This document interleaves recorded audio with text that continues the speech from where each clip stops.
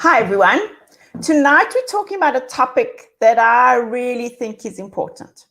For me, often we go into schools and all the classrooms have the same furniture, whether they're little souls or whether they're older children. Ergonomics within a classroom is really, really important. And for me, it's how do we actually make our furniture beneficial to us? How do we make our learning spaces exciting? I read a book a few years ago, which for me was really interesting in that what it spoke about how we should have different learning spaces and how those learning spaces should actually consider the individual children. And it used three words: caves, water holes, and firesides. And for me, if you think about the spaces, so your caves are your spaces where the children go in and they work on their own. So think about the kinds of spaces you can create around that. And your fireside, think about sitting at a fireside, having the chat. One person speaks, the rest listen, and it's really exciting. And then when we think about our water holes, think about how we can mix our age groups or have different kinds of ability groups within those spaces.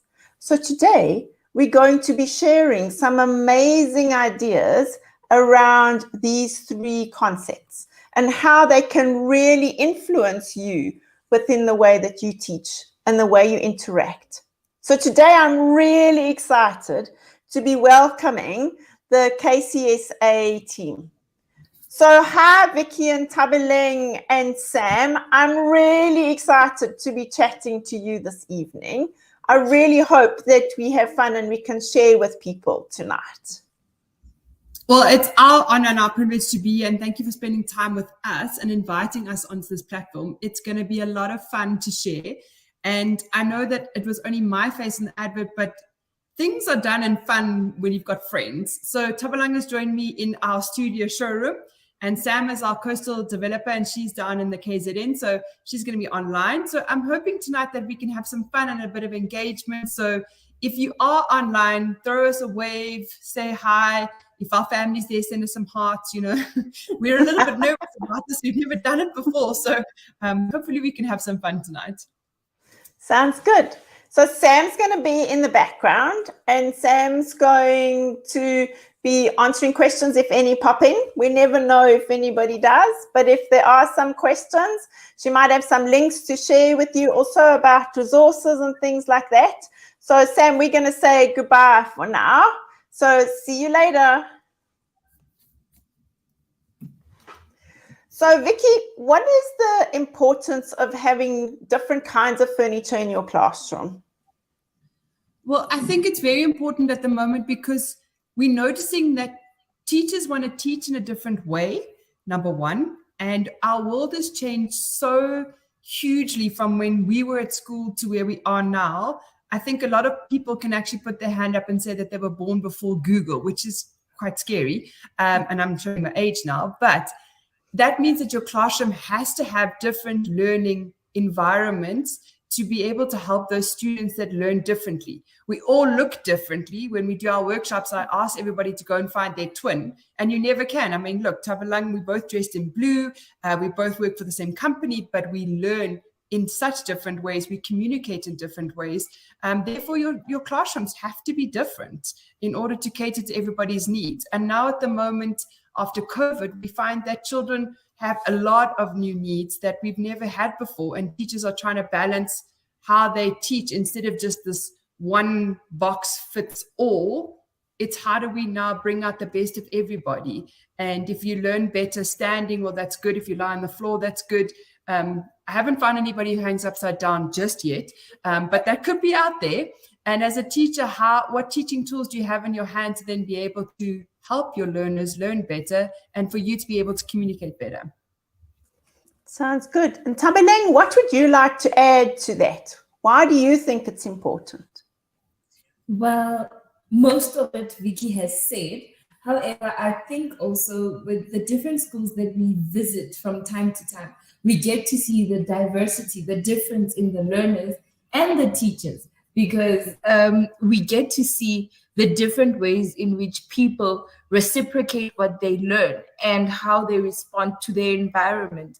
It might seem small, but it's amazing how much of a change the environment and natural light does to somebody else's learning. And it is amazing how some people learn better when they're moving, when they're standing, when they're lying on the floor, as opposed to what we always have known as sit still, face the front, and just be dead and listen. So the more creative we are, the more results we see. So it's a positive turn, and that's what we're all about.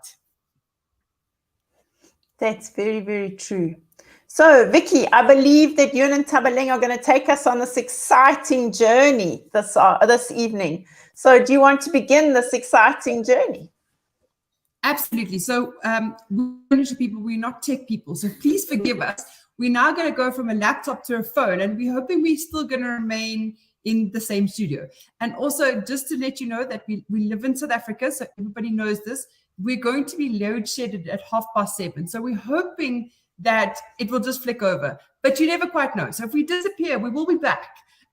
You can go get popcorn and have an interlude into the meaning, but for the moment, we're going to swap over. So we're going to, Karen, you're going to kill this one, and we'll go over to our phone. Okay. Okay, I'll wait for your phone. So if we think about what Vicki and Ntabaleng are saying, the value of having the different furniture and types of things in your classroom, what we're looking at now is how they're taking us through their workshop and actually showing us their display room. So Vicki, do you want to talk through what we're looking at?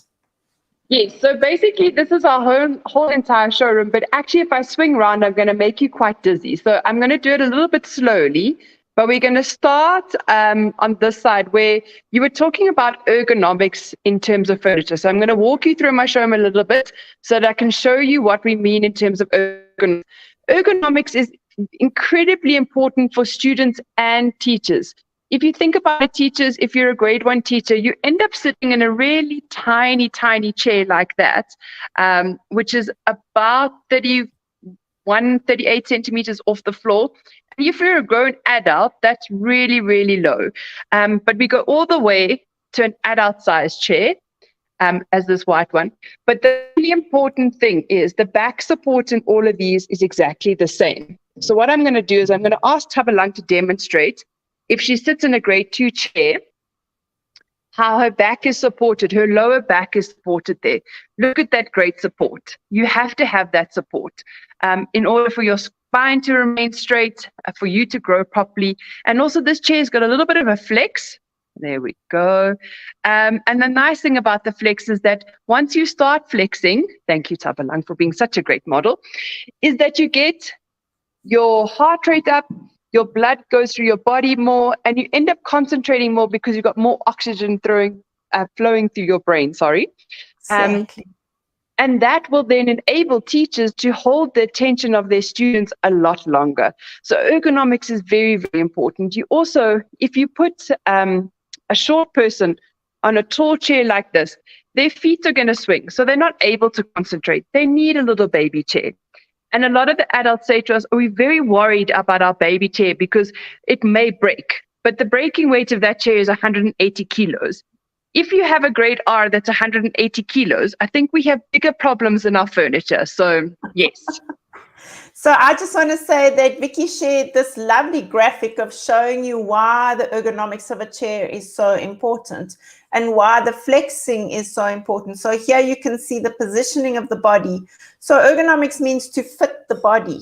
And we want our furniture to be suitable for the children. So not only the height of the chair, but the height of the chair in relation to the table is also really important. So I know Vicki will get to that during the chat sometime today, but we need to consider that when we're positioning our children in chairs within our classrooms. And maybe in classrooms, you might not always have the same size chair. You might have littler people and people that are a little bit bigger. And so we should be able to swap furniture to suit the children in our classrooms. Vix, do you want to add anything to that? Absolutely. So we've got a size chart that we actually use to then correlate our different sizes. So, for example, this is a grade 2 chair, and it's got a red stick behind it. And we use a size chart just to be able to guess or estimate how students are going to fit into our furniture. So we start with the grade 1s or the triple noughts, double noughts, grade R, all the way up to what I like to fondly name the Free State Farmer, which is a really tall person. It's taller than me. And we have a size chart that we use, and we email to people and we say, look, this is more or less the suggestion, but let's rather have a sample go to a school and actually test it on a real live student, because everybody's different. And we find that children have grown exponentially after COVID. I think they ate very well at home, and they've now grown a lot taller than what we thought. We've got grade 4s that are the same height as me, and I'm 1.7 meters. And what we should find is that your chair should fit the back of your knee, and then your table should be roughly, and hold me to this, about 20 to 25 centimeters above your chair, if I'm thinking off the top of my head. Okay. Cool. When you're not sitting in it. Yes, when you're not sitting. So what else are you going to show us around your nice showroom? Okay. So now I'm going to so what's quite important, I'm going to ask Tabalang to hold the phone while I demonstrate this. I'm going to introduce you to our standing table. Cool. Okay. So our standing table is quite an important feature in the class. Wait, we can't hear you. We can't hear you nicely. Okay. So talk again. All righty. Can you hear me now? Yep, clearly. Great stuff. So this is our standing table. It's great for teachers to use it as a display situation, or when all students can do something, or it can be on the peripheral of a room, and you can decide if today you want to stand and work, or you'd like to sit at your desk. So it gives the students the option to stand. And when you're standing, your posture often changes, and that gives you enough movement that you're always changing. You may not stand here the whole day. You could move to another desk, but you have the option. And then also we put these lovely solo stools together.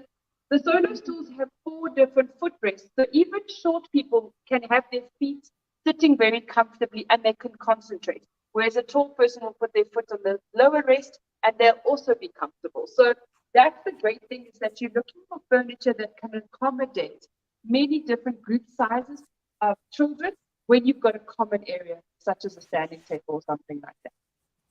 And standing tables have really good value in terms of just being able to get out of your chair. So if you've got children who don't want to be sitting for a long time and want to actually get up and work, that kind of option where they know they can go and stand and do some of their work for a part of time and then come back to their chairs is also really important. It could also be used for group activities, like Vicki said. So think about how you can also use the same furniture in different ways.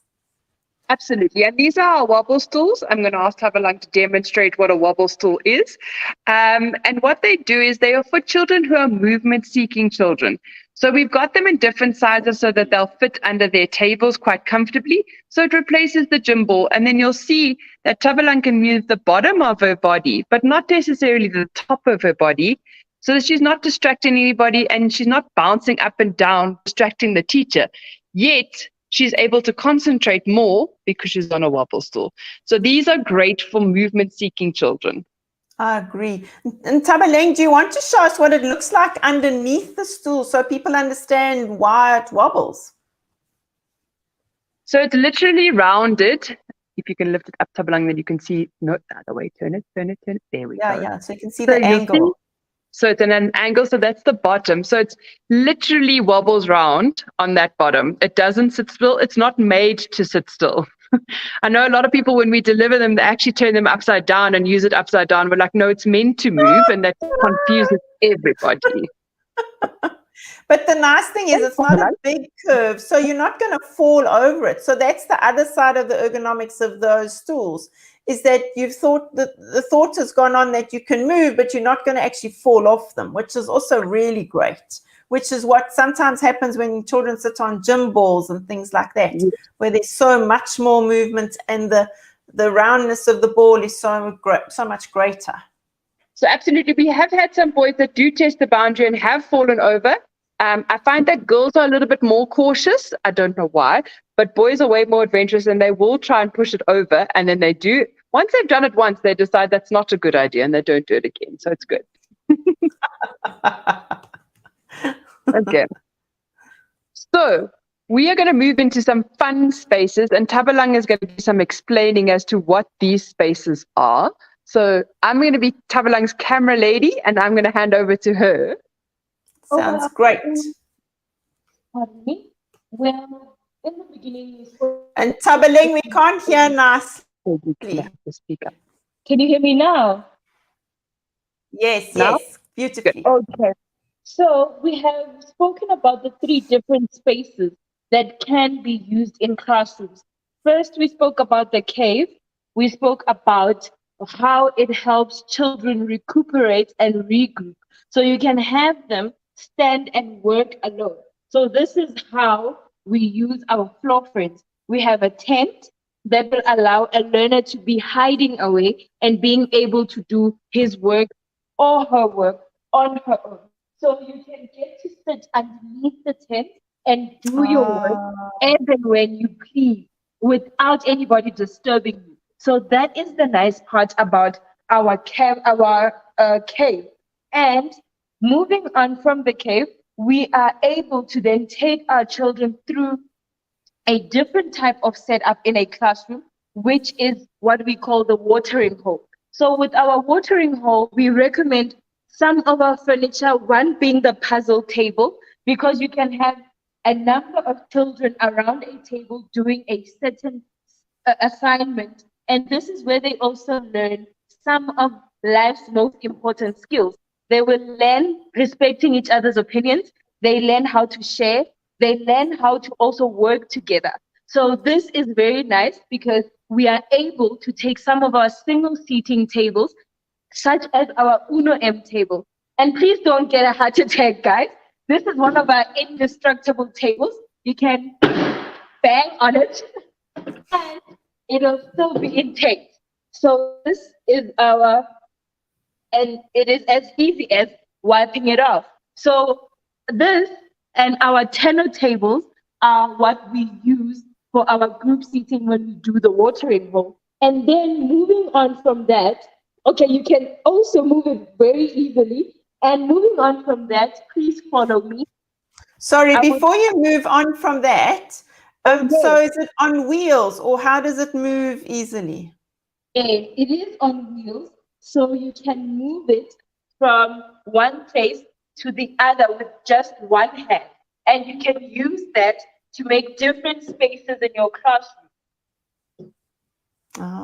So really quickly and easily. So within one lesson or during the day, if a teacher has different classes or activities, you would easily be able to move the furniture around. Without any doubt. So this is why we say we are the champions of furniture, because you are able to have all these different spaces all in a short space, and you can get your lessons done because as teachers, you would want to get through the syllabus anyway. So you will be able to make sure that your learners are still getting work done while they're getting the different spaces and the ergonomics that we are speaking about. So I'm going to take you through to the tables that we use as our, as our campfire. So a campfire does not necessarily mean that you have to be in a straight line. However, you can also have it in different shapes because our concave convex tables can give you different layouts. You can have these in a classroom in a circle where a teacher is addressing a number of learners, or you can have it in a way that learners are addressing other learners and the rest of them are listening. So for these, we have the Uno bean table as an alternative. Sorry, Vicki. Sorry, the cameraman is too slow. It's working, it's working. So these are our layouts for the Uno bean tables. Okay. Beautiful. So this is what we use for our campfires. And while we are at the campfire story, please follow me. I will show you the different layouts and the different furniture in the schools that we've done.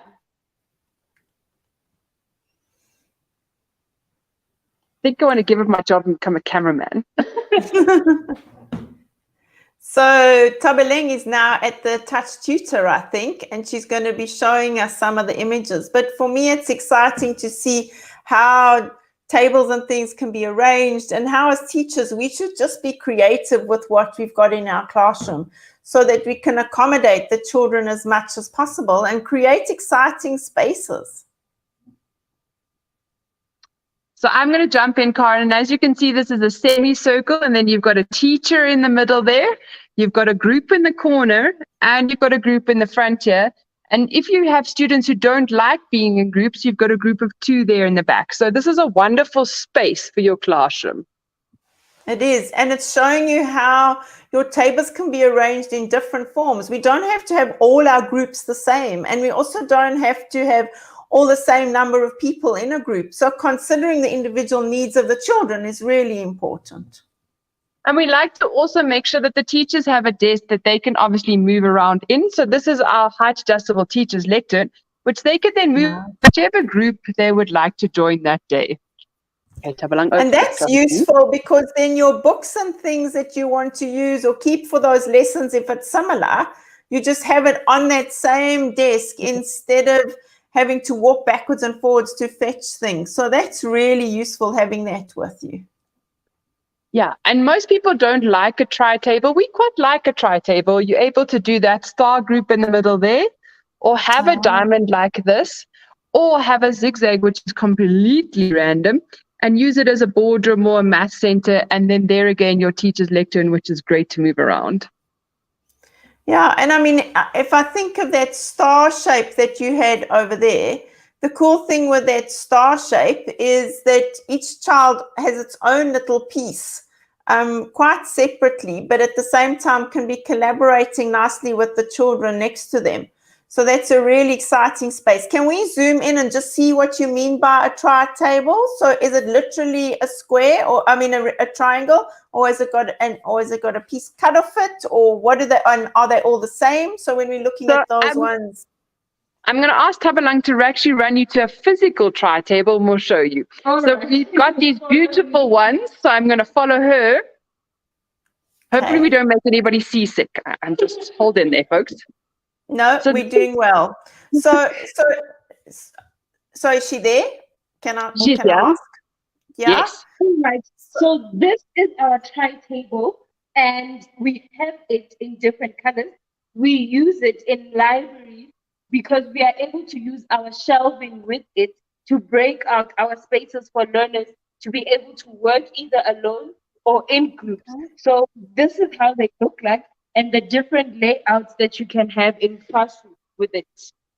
Ah, so if we're looking at the different the tables, it's quite a long, almost is it like a, what kind of triangle is it? Ah, okay, so like an equilateral almost kind of thing. Use big words, Karen. We just go, it's a tri-table. We don't know what triangle it is. The math people out there going, it's this, but we're going, well, it's our tri-table. We don't know. Oh, maybe it's a right angle. But yeah, that's a really good idea. I mean, I think, as you said, the different uses, you've shown us a few different uses of the types of tables. We've just got a comment here from Kerry Ann that says, I'm a big fan of KCSA furniture. Hello, Vicki and team. So thank you. We like fans. Thank you. Send us some hearts and round of applause. Thank you so much, Kerry. Really appreciate it. Yeah, so I think that's really important to get teachers to realize to think of desks differently rather than just having them always in straight rows. And I think that's really beneficial to thinking about how we teach differently. How do we make group work effective for our different learners? Absolutely. And that, I think, is one of the important things that people don't realize, that your desks and your chairs are now your teaching tools, or the lack thereof. And when I say that, you want to have if, for example, 30 students in a classroom, you want 30 spaces, not necessarily 30 desks and chairs. And that will then include, for example, 15 of your concave convex, and then you'd have the floor frames in the background, but you'd also have a puzzle where you can do your OT work and your group work, and you'd still then have your standing desk from over there, and then you can mix and match. Don't forget our bean bags. If you would like some soft seating for a child that doesn't like sitting at a desk, then you've also got a bean bag option. And your carpet is part of your teaching tool. Don't forget your carpet. It sounds insignificant, but it's very important. Yeah, and Carrie Ann's just saying, I love a space that allows for movement, learning, and fun. And that's so true, Carrie Ann. And we've got to have children up and moving. We mustn't have them all sitting in our classrooms all the time. So I agree completely. And you spoke about as if it's just for little children, but we need learning spaces like this for our high school children as well. That it's not just the young children that we should be considering in terms of looking at the furniture or keeping it the same because it's high school. We need different thinking within those spaces as well. I'm just going to stop our camera so you can see our faces. Ooh, let's not do that. We didn't practice that today. Let's not turn us sideways. Okay, so I think for me, it's very important to know that there are schools in high school that have seen how the children have used their spaces effectively to learn and have implemented them in the high school, or had the students say, folks, if you'd like us to come to high school, we definitely need our flexible learning big spaces because that's how we learn effectively. And schools have put it in and they've done exceptionally well. And for me, if a child is learning and getting the concept and grasping maths, sitting, standing, and they're achieving 90%, does it really make a difference? They're still learning. Exactly, exactly. I think that's so very, very important. So if we think about the bean bags, you just quickly swept over those. Why do you think the bean bags and things are so useful for children? Why should we even consider putting it in? For goodness sake, the children will be lounging all over the space. So you sound like our times, Karen. So I think for us, it's very important that you realize that children study the best in their bedrooms. And in their bedrooms, if they don't have a desk, where are they? They are lying on their bed. Or they're in a bean bag. And I think it's very important that when you look at a bean bag, and I'm going to swap my camera over and I'm going to let Tabalang be my lovely model again, is that you need a bean bag that's ergonomic. So it supports your shoulders and your while you're sitting on your laptop. So I'm going to ask Tabalang to jump over. So while you're saying that, I have worked on my bed my whole school life. That is my desk. My parents bought me a desk. I never used it. And to this day, sitting on my bed and working is the best space ever. So I agree. It's one of those things that you gravitate to and there's teachers that say, no, I don't. And you're like, remember back to those days. So Tabalang is sitting in this beanbag, but you'll see that her upper back is supported. And this was designed for students to sit with a laptop on their lap and actually do work. So it's ergonomic. It keeps them focused. And in a beanbag, when you shift your posture, you are being supported from all angles. So it's incredibly good for you. I know the teachers are going, excuse me, what? It's very good for you. Yeah, and as you say, the bean bags that give you more support rather than just flopping are really useful. So sorry, the bean bag you just showed us looked as if it was against the wall, but it actually sits like that away from the wall. Is that what you're saying? So it doesn't have to be against the wall to achieve what we were showing. Is that right? I'm sorry, and Tabalang. No, she quite likes her beanbag, and I think if she could sit here all day, she would. So you'll see that it has a bit of back support. I'm hoping that camera angle's right. Yeah, we can see, yes. And the nice thing about our beanbags is that they are fire retardant and scotch guarded. They come in their own bag, which I'm going to ask Tabalang to demonstrate in the next beanbag, is that they won't burst. So if you buy beanbags and then they burst. And little boys are lovely, but little boys will have a challenge to burst beanbags and see how far the little polystyrene balls will go. So you'll see that these ones are in a sack, so you can't burst them, and they do come. We had a question from one of our clients, like, can we put these on the side of the rugby field, and like, what about rugby boys? And we literally had to ask our factory, can you do, and this is a great beanbag because you can use it for OT and stuff like that, and it's still good for your posture because Tabalang is sitting up lovely and straight. And we had to have a guarantee for these ones for those big rugby boys to go and jump on them. So they do have a guarantee for 180 kilos for 2 years. So it's been absolutely wonderful to see how some schools have used these in their libraries as a safe space. So a parent will rock up with a child and go and have a cup of coffee or read a book before school to avoid traffic, or even after school to avoid traffic. Yes. And they've used it as a safe space. Great. So that sounds really, really good in terms of that and how it's being used. Yes. Can we talk about color? I mean, I know that there's lots of different colors. Why should we have different colors in our classrooms? Why should our furniture not always just be the same color? I'm going to ask Tabalang to answer that, because we met a very interesting young man yesterday, and he's redesigned his classroom because he has very interesting learning abilities. We don't call them disabilities in our office, they're very much abilities. And he's a very unique young man because he can't study in a classroom. He has to study in his own space. And Tabalang, what did he say about his walls? Oh, well, we were shocked at first because it looked weird. But when he explained it, it actually made a whole lot of sense. He said if the wall behind him and the wall in front of him are in the same color, but have a different color from the walls on the sides, then it helps stimulate his concentration. And he even said something even weirder. He said the bottom lines of his classroom should be gray, and that too helps him. So it just shows us how different we are and how many different ways there are for us to be learning, because the ultimate thing here is to learn. So he was learning, might be in a weird way, but he was learning. Yeah, color has a really huge impact on the way that we engage and we learn. And I think as teachers, we don't always think about that. And even as schools, we have a standard kind of color and all the classrooms have to be the same. It would be better to have a color palette that people could choose from just to save money rather than just single colors, even though it is cheaper. If you had a range of colors, it would make sense. It also creates interest for the children. So I'm going to jump in there, Karen, because it's something that Tabalang hasn't experienced just yet, besides this interesting young man that we met yesterday.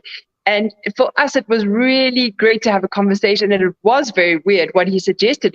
But once you thought about it, it was fascinating, and he's actually done studies. And changing the skirting board just seemed like such an insignificant thing, but it made such a huge difference once he'd noted it to us. And his was actually a light blue. I'm trying to find it on my shirt, my dress. But he said light blue induces concentration. And I said to him, that's fascinating.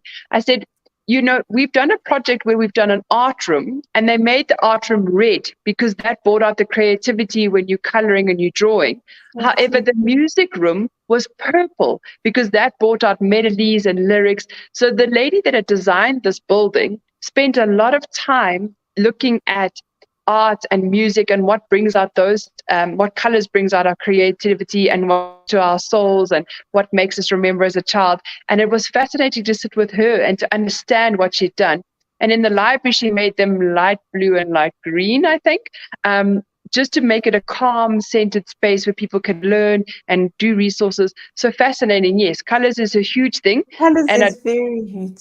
Yeah, I mean, years ago when I designed a technology building, we made the workshops blue because of the calming effects, and then we had other rooms that were yellow to excite and encourage the children. And so your colors really can impact the way we learn and how we interact with that space.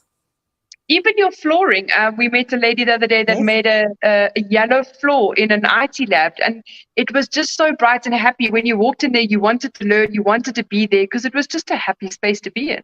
Color is very important. And I don't know if you noticed, but our showroom is very colorful. We don't like gray. We don't like white. and lessons on our tables, but the rest is super colorful because schools have to be inviting and colorful spaces to learn. They shouldn't be boring brown and grays, in our opinion, anyway. That's very true. So as we begin to end off, what are the kinds of things you'd like to still share with everyone? Sure. I think from my side, I think you have to start looking at furniture not in just a desk and a chair per student. How are you going to teach differently? Are you going to have group works? How are you going to accommodate everybody? Where does neurodiversity fit in? Where does your regulate to educate? How do you excite your students but also bring them down? What allows you to do that in your space? And to look at your classroom and think out of the box. Also ask your students. They've got some great ideas. And it's not always about spending millions. It's about looking to what you have in your hand, being creative and asking questions. Go and experiment, see other schools, go. Pinterest is amazing, Google is amazing. And those would be my suggestions as to how to change your classroom into an agile, fluid space. And you're not always going to get it right. You're going to fail, but then, hey, try again. Hey, Tabula. I agree. Exactly. And one more thing that, one more thing that we did not touch on as such is how our third teacher, being our environment, stimulates our learning. We were talking a whole lot about the inside of our classrooms, but it is so refreshing for our students to have time outside and learn from the outside because they get to have more fresh air, they get to see the nature, they get to see all the different colors and everything that we were talking about now being colorful. And that also helps them quite a lot. A huge amount, very much. And often those spaces at schools are ignored and they're just incredible teaching spaces. So we're going to move back to while you're talking. Okay. So if we think about the furniture and the way our classrooms look and the way we interact and engage, as we end off, what would be the final tip or thing you would want to say to people that they need to consider or think about tomorrow that they would implement in their classrooms? Are you flicking to the other screen or are you staying on this one? No, we're going to stay on this one. Just here. Okay. I'm going to put Tabula on the spot and ask her first. Well, with what I have seen since I've joined KCSA, it has changed my whole opinion about learning and teaching. So I would say for both teachers and learners, you do need different spaces throughout the day. Because even today, we had an experience with a teacher that said, I, for one, can't sit still. So who would have imagined a teacher can't sit still? So it is important for us to know what helps us learn better and what teaching tools we need. So it is important for everybody to know at certain times I need to be standing, at certain times I need to be sitting, and we are your people for that. I think, Karen, the important thing is that this is a journey. It's not that you're going to fix overnight. You have to experiment a little bit and find out what you like, what you don't like, what your school likes, how you want to teach, what subject you're teaching. Are you able to step out the box a little bit? And instead of making giant leaps, do baby steps. We've had so much change over the last 3 years, and without our educators, we would not have COVID. So our teachers just have to take a break. And this is not one more thing to learn, and it's not going to give you more work to do. It's just something to make it easier for you in the classroom. Very true. So ladies, I just want to say thank you so much for being here this evening. Thanks, Samantha, too, for your comments in the background. That's been really useful. I thank you for your time and for your sharing. I'm going to end the call. Thanks, everyone. Good night. Bye. Bye.